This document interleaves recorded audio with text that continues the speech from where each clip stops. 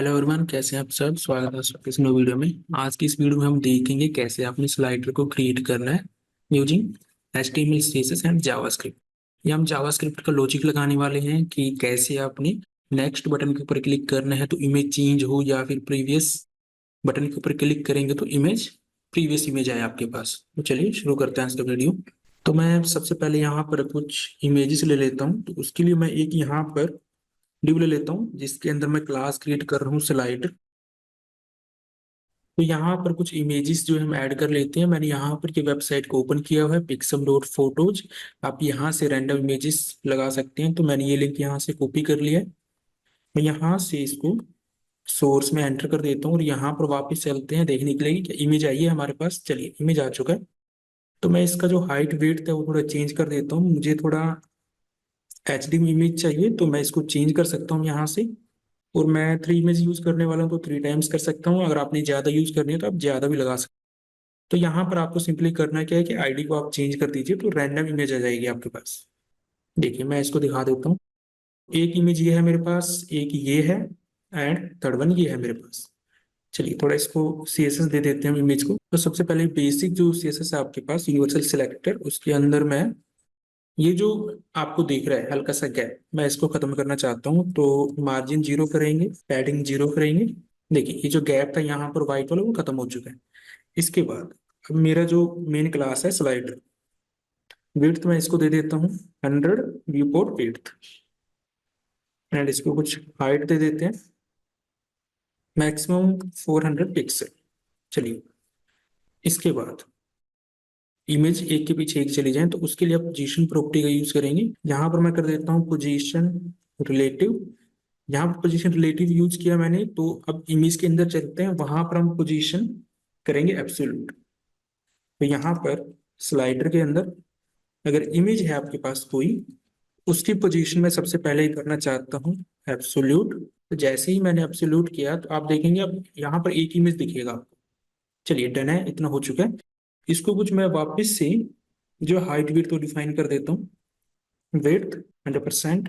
And height भी मैं यहाँ पर दे देता हूँ मैक्सिमम। जो इसका हाइट है वैसे तो 400 है, बट मैं यहाँ पर करने वाला हूँ 100%, यानी कि जो स्लाइडर का हाइट है वो ये इनहेरिट कर ले, या आप इनहेरिट भी लगा सकते थे। टॉप मैं इसका 0 कर देता हूँ, लेफ्ट में 0 कर देता हूँ। चलिए, यहाँ पर मैं अभी के लिए कर देता हूँ ओपेसिटी 0। तो मेरे पास कोई भी इमेज जो है वो नजर नहीं आएगी, सभी की 0 हो चुकी है। और हम फर्स्ट इमेज के अंदर एक क्लास ऐड कर देते हैं एक्टिव। और यहाँ पर स्लाइडर के अंदर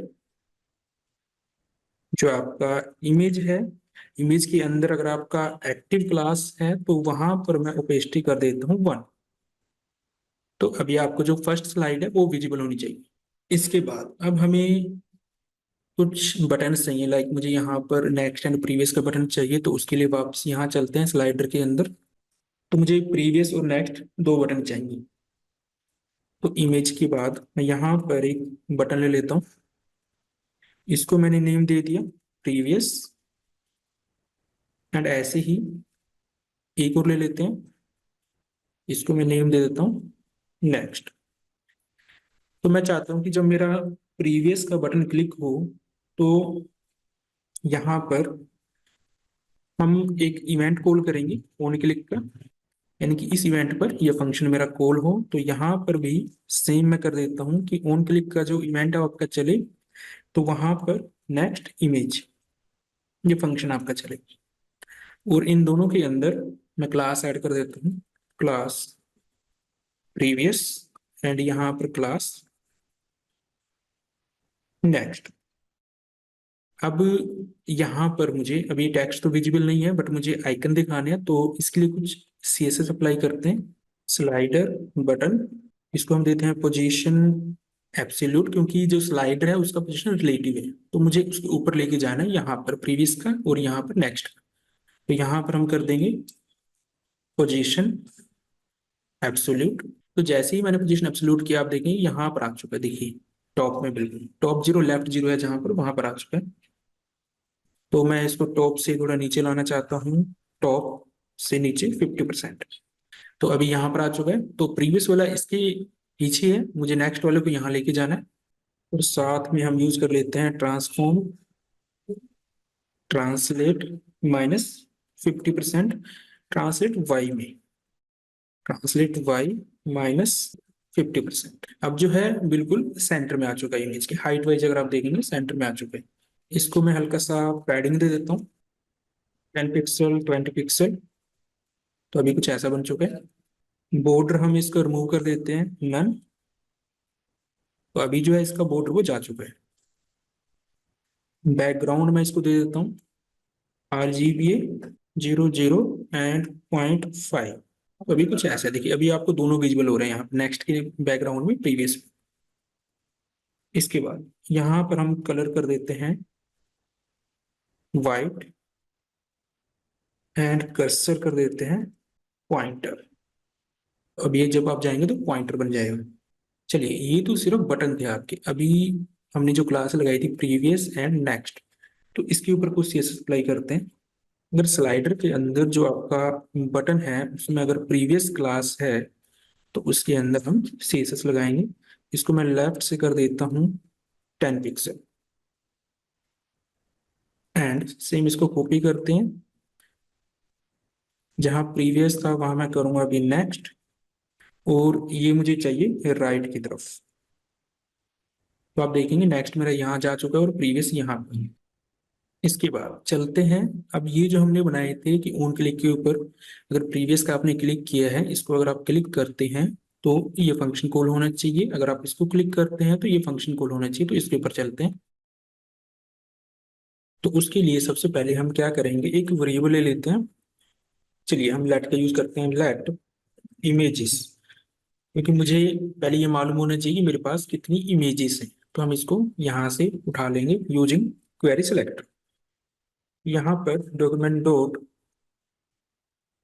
क्वेरी सेलेक्टर ऑल का यूज करके हम जितनी भी इमेजेस हैं इस वेरिएबल के अंदर पास कर देंगे। तो ये मेरा जो है इमेजेस स्लाइडर क्लास के अंदर जो इमेज है इसको हम पास कर देंगे यहाँ। तो अब होगा क्या कि जितनी भी आपकी इमेज है वो एरे की फॉर्म में यहाँ पर आ चुकी है। तो आप चाहें तो इसकी लेंथ फाइंड आउट कर सकते हैं। वैसे हमें जरूरत पड़ेगी लेंथ की, तो हम यहाँ पर इसकी लेंथ भी फाइंड आउट कर लेते हैं। हम यहाँ पर वेरिएबल ले लेते हैं let total images equal to images dot length. इसको अगर मैं चेक करूं कि टोटल इमेजेस के अंदर मेरे पास क्या आया है, तो मैं एक अलर्ट लगा के यहाँ चेक कर सकता हूँ टोटल इमेजेस। इसको ओके करते हैं, वापस इसको सेव करते हैं। आप देखेंगे 3 आ चुका है आपके पास। डन है। तो मैं इसको अभी बंद कर देता हूँ। हमारे पास ये जो वेरिएबल है इसकी वैल्यू आ चुकी है 3, यानी कि 3 इमेजेस है हमारे पास।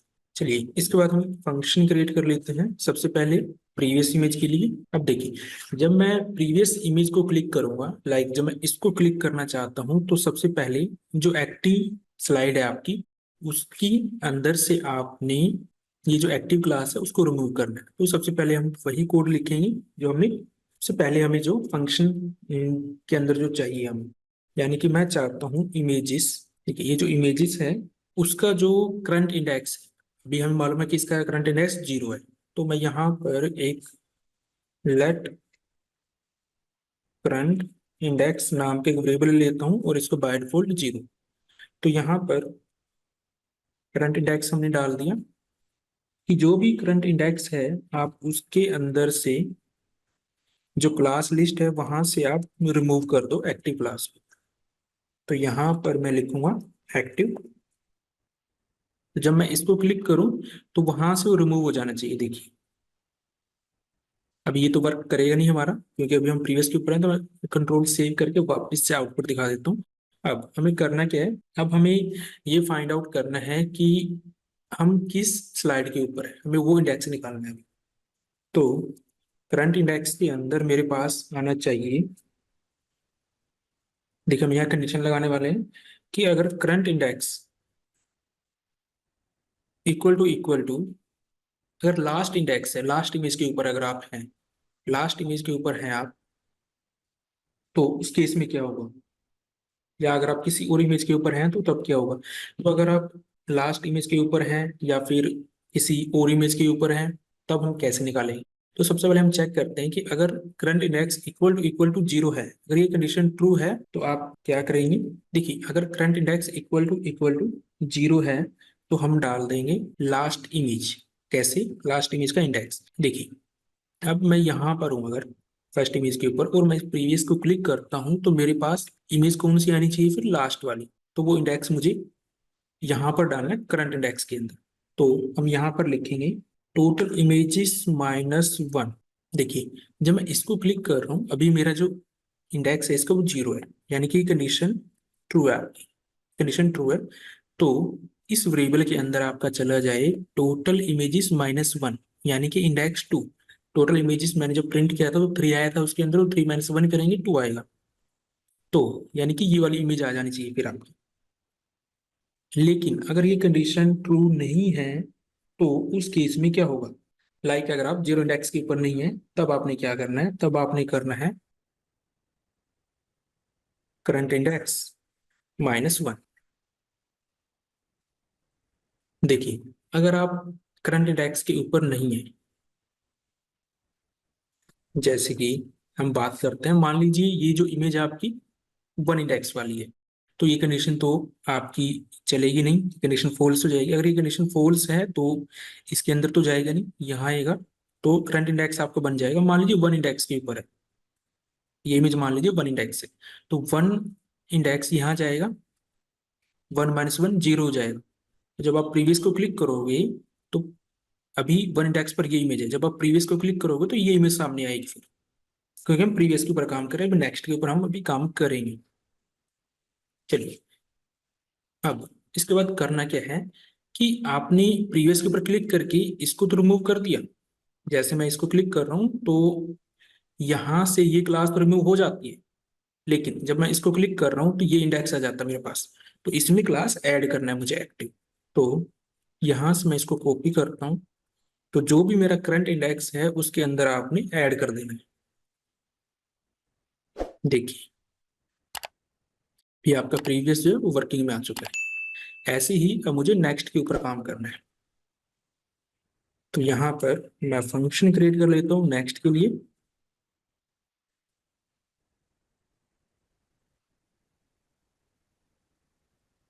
देखिए, ये जो मेरा लाइन है ये तो मेरा सेम ही रहने वाला है।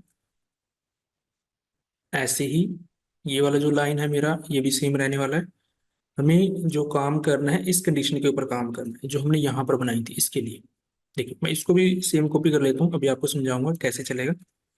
देखिए, अब हमने यहाँ करना क्या है कि जब आप नेक्स्ट के ऊपर क्लिक करें तो आपको ये देखना है कि अगर आप लास्ट इंडेक्स के ऊपर है, लास्ट इमेज के ऊपर है, जैसे कि मैं यहाँ से क्लिक करके दिखा देता हूँ, ये वाला आपका लास्ट इमेज है। अगर आप इस इमेज के ऊपर हैं और नेक्स्ट क्लिक करते हैं तो आपको कंडीशन यहाँ चेंज करनी है कि अगर करंट इंडेक्स आपका लास्ट इंडेक्स है, जैसे कि हमें मालूम है टोटल इमेजेस माइनस वन, तो इसके according current index equal to two हो जाएगा, क्योंकि जीरो इंडेक्स के ऊपर इमेज है, वन इंडेक्स के ऊपर इमेज है, टू इंडेक्स के ऊपर इमेज है। तो थ्री माइनस वन टू हो जाएगा। तो यहाँ पर बन जाएगा कि अगर करंट इंडेक्स आपका इक्वल टू टू है तो आपने क्या करना है, यहाँ पर अभी हमने कर देना है जीरो। समझिए बात को। देखिए, जब आप लास्ट इमेज के ऊपर है, मान लीजिए इस इमेज के ऊपर है, इस वाले के ऊपर, जब आप नेक्स्ट क्लिक करते हैं तो इसके बाद आपकी फर्स्ट वाली इमेज आएगी, यानी कि जीरो इंडेक्स वाली इमेज आएगी। तो यहाँ पर भी हमने कंडीशन यही बनाया है कि अगर आपका जो इंडेक्स है वो टू है तो आपने चले जाना है यहाँ पर, यानी कि जीरो इंडेक्स को दे देना है इसको, इस वेरिएबल के अंदर जीरो इंडेक्स चला जाएगा। ऐसे ही, लेकिन अगर आप यहाँ पर नहीं है तो आपने क्या करना है? तो आपने करना है कि यहाँ पर हमने सिंपली करना है प्लस। देखिए, वापस से समझाता हूँ।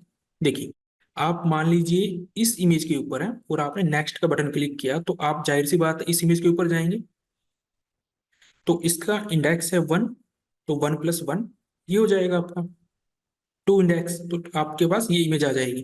तो अभी अगर मैं क्लिक करके दिखाऊं, देखिए नेक्स्ट इमेज, नेक्स्ट, अब ये लास्ट वाली इमेज है तो यहाँ पर आ रहा है, यानी कि अभी आपका क्या चला, ये वाला, ये कंडीशन चली है आपकी।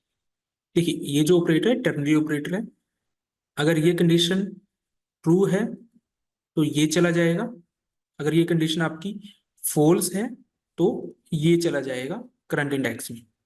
सेम यहां पर भी ऐसी है, अगर ये कंडीशन आपकी जो राउंड ब्रैकेट्स के अंदर कंडीशन है, अगर ये कंडीशन ट्रू है तो ये जाएगा इस वेरिएबल के अंदर करंट इंडेक्स के अंदर, अदरवाइज ये चला जाएगा। देखिए अब जो आपका, आप चाहे प्रीवियस पे क्लिक कीजिए, नेक्स्ट पे क्लिक कीजिए, आपके वर्किंग है। अब आप चाहें तो इसमें थोड़ा ऐड ऑन कर सकते हैं। सेट इंटरवल हमारे पास एक फंक्शन आता है प्री डिफाइंड, आपने लेना है सेट इंटरवल। देखिए अब इसके अंदर आपने जो भी फंक्शन कॉल करना है, मैं नेक्स्ट इमेज वाला कराना चाहता हूँ तो नेक्स्ट इमेज को मैं यहाँ डाल दूंगा। उसके बाद यहाँ पर जो इंटरवल लिखा है यहाँ पर आपको डिफाइन करना है टाइमिंग, कितने टाइम के बाद इमेज ऑटोमेटिक रिपीट हो। तो मैं मैक्सिमम दे देता हूँ 3000 यानी कि 3 सेकेंड। तो चलिए देख लेते हैं कि 3 सेकेंड्स के बाद चेंज हो रहा है। जी बिल्कुल चेंज हो रहा है, देखिए कर्सर मेरा यहाँ पर है, इमेज ऑटोमेटिक चेंज हो रही है। अभी ऑटोमेटिक जो है नेक्स्ट ये आपका चल रहा है फंक्शन। आप चाहें तो अगर नेक्स्ट नहीं कराना चाहते, प्रीवियस कराना चाहते हैं तो वो भी आप कर सकते हैं, वो आपकी मर्जी है। तो फिर प्रीवियस से चलेगा।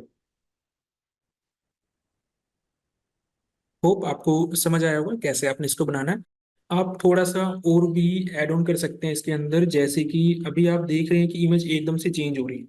आप चाहें तो ट्रांजिशन प्रॉपर्टी यूज कर सकते हैं, क्योंकि हमने यहाँ पर ओपेसिटी का यूज किया था। एक्टिव क्लास के अंदर हम ओपेसिटी 1 कर रहे हैं, यहाँ पर 0 कर रहे हैं। तो आप सिंपली क्या कर सकते हैं कि ये जो मेरा क्लास है स्लाइडर, उसके अंदर जो इमेज है वहां पर आप ट्रांजिशन लगा सकते हैं। ट्रांजिशन, हम ओपेसिटी को 0 और 1 कर रहे हैं तो मैं इसके ऊपर ही लगा रहा हूँ। 0.9 सेकेंड इज इनफ। तो अभी आप देखेंगे हल्का सा चेंज आ जाएगा, जैसे इमेज चेंज होती है तो एकदम से चेंज नहीं होगी। देखिए धीरे धीरे ओपेसिटी इसका चेंज होगा। होप आपको समझ आया होगा। अगर आप नए हैं तो चैनल को सब्सक्राइब कीजिएगा और वीडियो को लाइक एंड शेयर करना मत भूलिएगा। Thank you for watching.